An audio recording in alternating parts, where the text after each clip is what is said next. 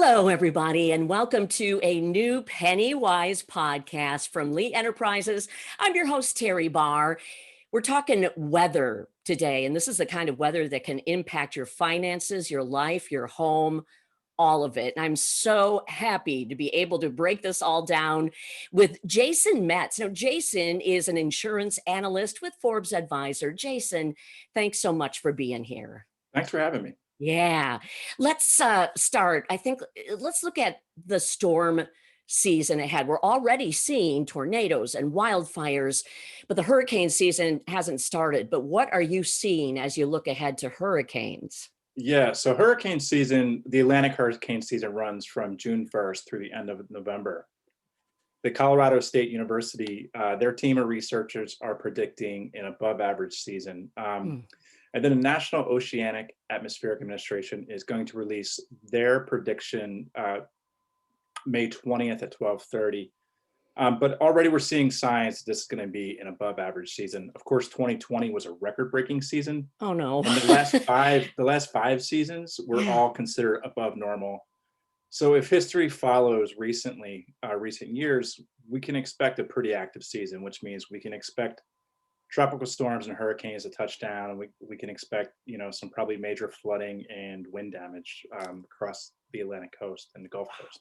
Okay, well, then I'm really glad you're here because we're going to get this figured out before things get out of hand. If we're talking about disasters in particular, it seems like there's a couple of steps to take, and it's sort of the before the disaster happens, the during, and the after.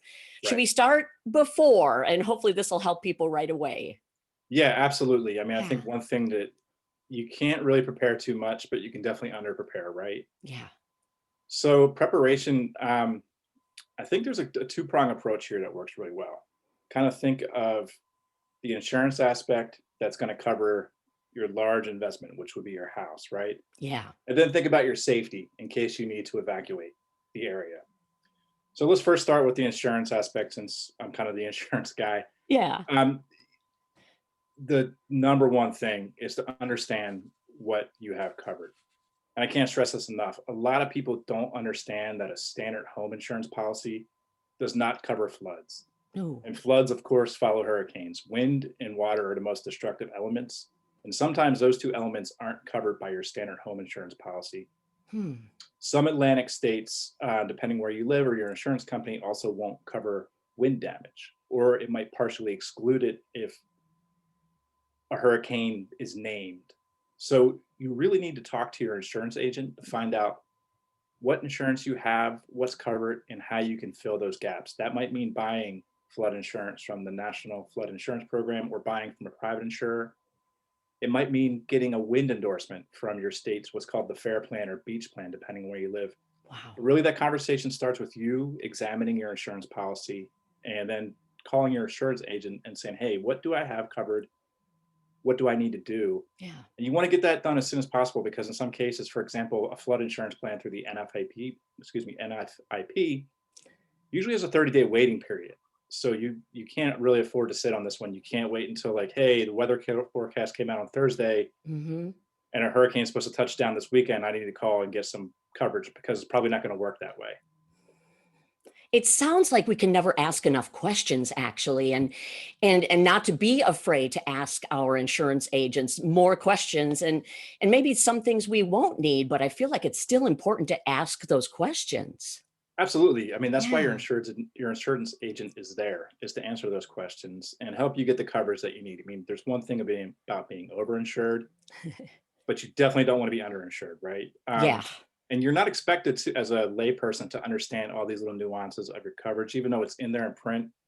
It's really easy to just assume that you're covered for these things because you pay your premium, and you don't want to find out the hard way.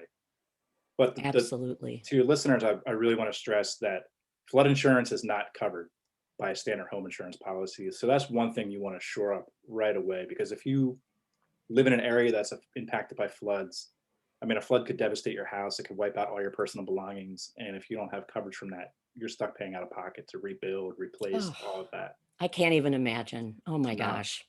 I've talked with a lot of the other Forbes analysts just about financial planning or a yearly review. Is that something that you think works for insurance, that you should just sort of add that into your yearly review?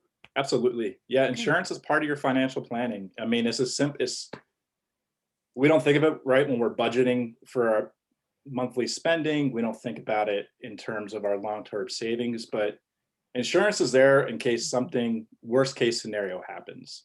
And if worst case scenario happens and you aren't covered, it's going to wipe out a lot of those financial plans. So you got to look at this Mm. as kind of a holistic approach. Insurance is part of that financial planning. What coverage do I need? Do I have that coverage? What are some other coverage gaps that might come up that I don't have? And have that discussion with your insurance agent. Excellent. You got me with it's going to wipe out your financial plan if you're not planning with your insurance. So Yeah, you I got mean, if me you're like there. budgeting, if you're budgeting X Whew. amount of dollars a month to save for your dream vacation, that could all go Yeah. away in a Oh, snap of the fingers if you don't have the right insurance. That said, you also need to have money set aside for things like your insurance deductibles and all that. So insurance really ties into your financial health. okay. And I guess bottom line, you hope you don't have to use it, but you Yeah, really do need it, as we're hearing when we're talking about these weather disasters and knowing the storm season this year could be even worse than the last few years. right. Again, the three steps: before, during, after. So what should we be doing during a storm or weather situation? If I could back up one moment, we Yeah. should talk about preparation for a hurricane in terms of like if you have to shelter in place or you have to evacuate. Thank you. Yes. And I have a a story up at Forbes.com, how to prepare for a hurricane, and it has some helpful information which we gathered from like the CDC and FEMA, just in terms of having enough food, drinkable water, to be able to sustain a power outage if that happens. Because you might underestimate the strength of a hurricane, but even a category one, which doesn't sound like a big deal, can cause damage to trees and knock out power lines. And you could be without power for days. So you want to make sure you have enough drinking water. You want to have enough food. You want to have your medications on hand.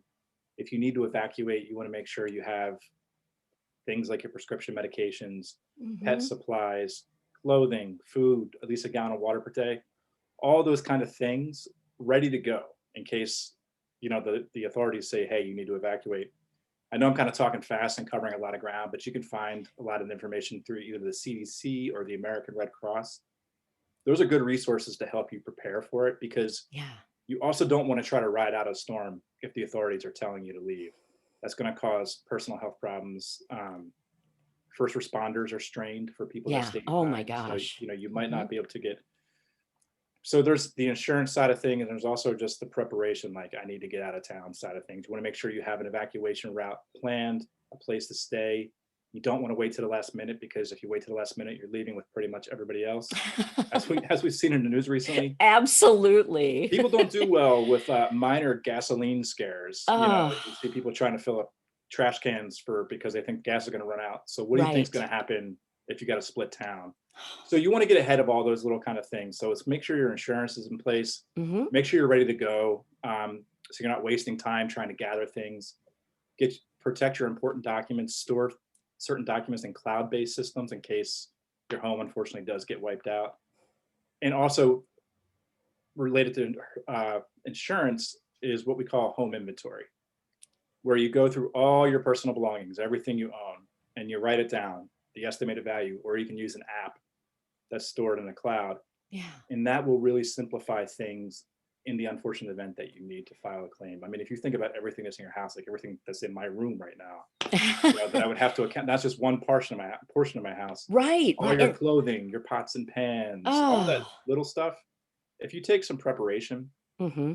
and take a little time ahead of time to kind of document those things, then you'll be in good shape if something bad does happen. That is great advice, I think, for anybody listening, no matter where you live. It's something we all should do. We probably Yeah. don't take the time, but now's a good time to take that time and do that. I love that idea. Yeah, and I also have a Wow. story. You can, not to keep plugging myself, but I have a story for Forbes about home inventory, because I know I'm kind of going fast, and this is a lot of information for Yeah. people to take. Yeah.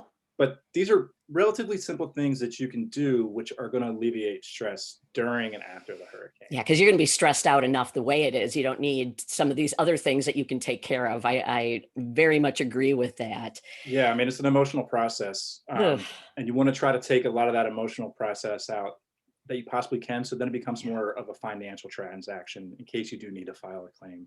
There you go.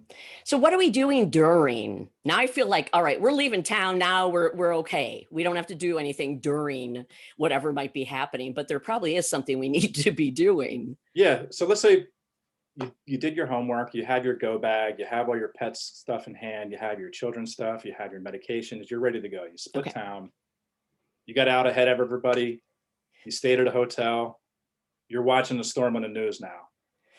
You're incurring bills, right? You're eating at a restaurant. You might pay for laundry service. You might pay for pet boarding service.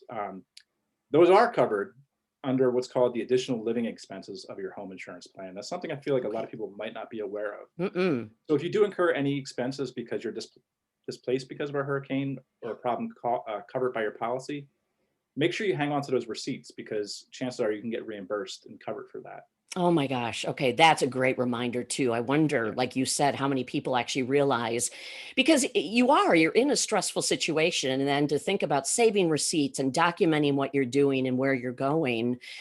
Again, it's part of hopefully taking a little bit of the stress away a little bit later on. Is that right? Exactly. And this is another Yeah. conversation you can have with your insurance agent because you're probably not sure how much additional living expenses that you have. Oftentimes, it is a percentage of what's called your dwelling coverage of your house. So if Mm, you have $300,000 for your dwelling, your additional living expenses might be a percentage of that. okay. So call your insurance agent and say, hey, how much do I have? And then if you think you need more, you can buy more. If you think you're good, you're good. But just kind of start those conversations so you understand what you have available, what resources that you have in case these horrible things happen. Oh, and we know they do. We see it every year. So here comes the after. Oh boy. Yeah. You've made it through, but now what? Yeah. So first, don't go back to your property until the authorities say it's okay to do so. I mean, there could be down power lines, there could still be floodwaters.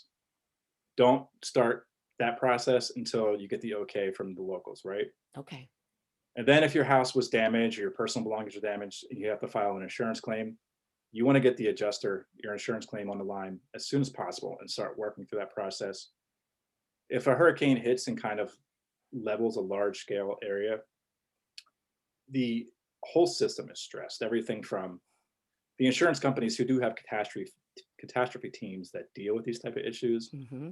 but the vendors that are going to help you with repairs from contractors, everything's going to be stressed. So the earlier that you can start on that, the more you can alleviate your stress and also kind of get on the road to recovery. Because if you have to rebuild, it's going to take some time. And Oh, wow. there might be little fixes along the way, like you might need to have a professional come out to put a tarp on your roof.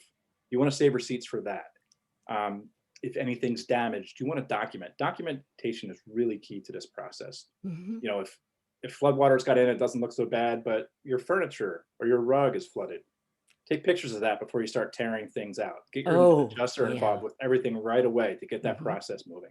I've heard about that happening where people started doing their own demo and then didn't Yeah. have any proof, and there's very little that you can show. So that's great just to remember it's almost a step by step process with the before, during, and after. And you just got to keep, I guess, step by step. Yeah. Yeah. Documenting every single thing you do. And the nice thing is we carry like little supercomputers in our pocket, right? Oh, So you can yes. film, take pictures. It's pretty, I don't want to say simple, but you can, with the Hmm. push of a button, kind of capture a lot of the things that you need to. You could walk through your home Yeah. and shoot a video and talk while you do it and send that to your adjuster. Most of these adjusters are pretty caught up in the digital age to Oh, process yeah. these things from a distance and really get the process moving. Okay. Anything else on the after? I have something I want to ask you about with regards to, and I hate to even say it, but we know this happens too. And we always send out all the warnings. Yeah. Scammers come along when something like this happens with the weather or just about any other kind of disaster. Yeah. Fraudsters, scammers, Mhm. con artists, they love it. This is their time of year, really. So be aware that they are out there. The National Insurance Crime Bureau um, sends out some annual warnings about fraudulent contractors that will knock door to door in affected areas saying, hey, can I fix your roof? And what they'll do is they'll come in really low, they'll promise all this work, and they'll ask for money up front. That's the biggest red flag. Do not pay anybody all this money up front. And this is where we get back to get your insurance company involved. Get that adjuster talking to your contractor, because I also want to say there are a lot of good people out there that want to help, and they might even come to your house and say, hey, can we help you with this repair process? But make sure the contractor is licensed, insured, and bonded. Talk to your friends and family. Do some research with the Better Business Bureau. Yeah. Do not give anybody cash up front when they demand payment.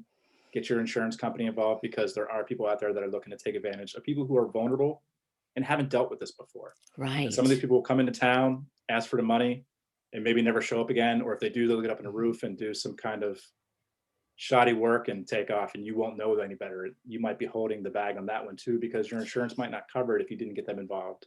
Exactly. Wow.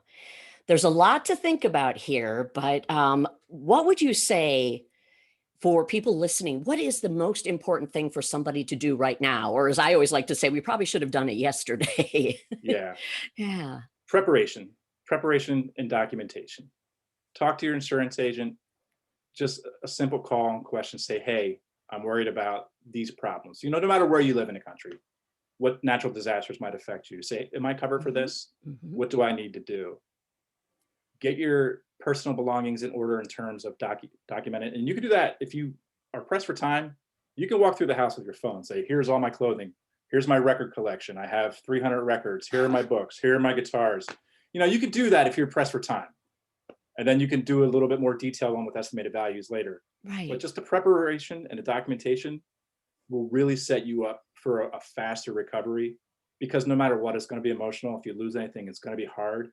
But if you do some of that work on the front end, then it becomes more of a transaction and more fixable than kind of being harried and not remembering what you had, or worse, finding out that you're not covered when you thought you were. Oh my gosh. I love the idea though, even the quick walk around and get it on video or photos or whatever. It's better than nothing, isn't it? Absolutely. I mean, I'm a writer, so I'm a procrastinator by nature. Yes, yes. This is something that I can do simply. Me too. Like there's a lot of advice. I'm like, oh yeah, I should listen to that myself. But this is one of the things that you could really do. Like after you get done hearing me talk, you can be like, okay, I'm going to walk around my property and here's what things look like right now. And that's it's not the best or ultimate fix, but it is a quick way to get things documented. And there's a lot of simple things that we can do to get this process started. I love it. And knowing storm season, as you mentioned, hurricane season in particular, usually kicks off around June 1st. So everybody hurry up and get yourself documented, because I think it's a pretty important thing to do. Yeah, get yourself documented and get the right insurance coverages. June 1st through the end of November. End of November that's a pretty good long stretch. And it is. There's a lot of storms, and I would also warn any listeners, like, don't underestimate certain things. Like a lot of times you hear about a hurricane, right? And then you're like, well, now it's downgraded to a tropical storm. And it's like, oh, it's just a tropical storm. But that tropical storm can stall over an area and just dump a ton of rain, which causes floods. Man. So, take these warnings from places like the NOAA and Colorado State University, to take them seriously, because we are going to get hit with some nasty weather this summer. We know the storms are coming. You can't stop that, but what you can do ahead of time will really take some of the sting off it if it affects your area. All right. Great reminders from Jason Metz. And you heard it here first too about the summer ahead. So Jason, any other thoughts before I let you go? This was all just so terrific. Thank you. Yeah, I know that's a lot of information out there. But again, I'm going to plug myself again, but if you go to Forbes Advisor, we have a bunch of content out there about hurricane preparation, which can help you wrap your head around some of the things that you need to do. If you get started now, you can kind of get ahead of the situation. And it is free content. You don't have to subscribe to Forbes Advisor. You can find it for free. Absolutely free. Yeah. Wow. Jason Metz, insurance analyst with Forbes Advisor. Thank you for the terrific reminders. And I know, as you said, we had to run through these kind of quickly, but I think just the way you put them all together, it makes for an easy list for any of us to just follow through on. So thank you. I hope so. Thank you. Thanks for having me. Yeah, it was really interesting. And again, such good reminders. All right, that's your PennyWise podcast for today. And don't forget, you can find any of our PennyWise podcasts wherever you like to listen to your podcasts. Thanks for being here, everybody.